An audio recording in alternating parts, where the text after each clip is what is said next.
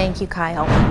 A mother in Jackson is speaking out tonight after laying her son to rest. He passed away when he overdosed late last month at the Reed Manor in Jackson. Darylyn Horn spoke with the heartbroken mom and has more on her son's difficult journey to get clean. Darylyn? That's right, Siobhan. This is a follow-up to a story we did last week about two men who overdosed at the Reed Manor on June 25th.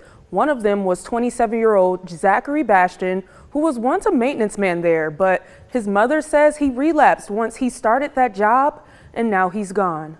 This is the last time my son was alive.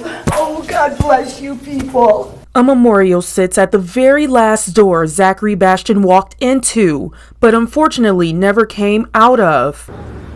I feel like I failed him. Lori Bastian is his mother. She says her son is one of the two men who died of an overdose last month at the Reed Manor. And he was found collapsed on top of him while trying to save his life. My son went from being a maintenance worker for these people to a coffin because of the drugs that surround this area. She says Zachary started working here in July of 2021. At that time, clean for 6 months and engaged. 3 months later, he relapsed and was let go in December of 2021 and went to rehab. Many around Reed Manor had great things to say about him, including Sharon Glaspie, who just learned he passed in this moment. Wow, with earrings in his ears. Makes me feel bad.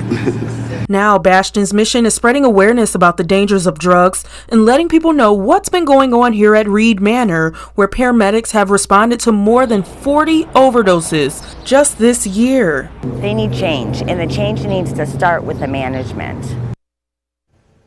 Out of those 40 overdoses, 4 people died. We reached out to Jackson Police and the city's Housing Commission today and haven't heard anything back yet. But last week, Jackson housing officials mentioned that they lack mental health resources and are doing everything to help residents who struggle with substance abuse.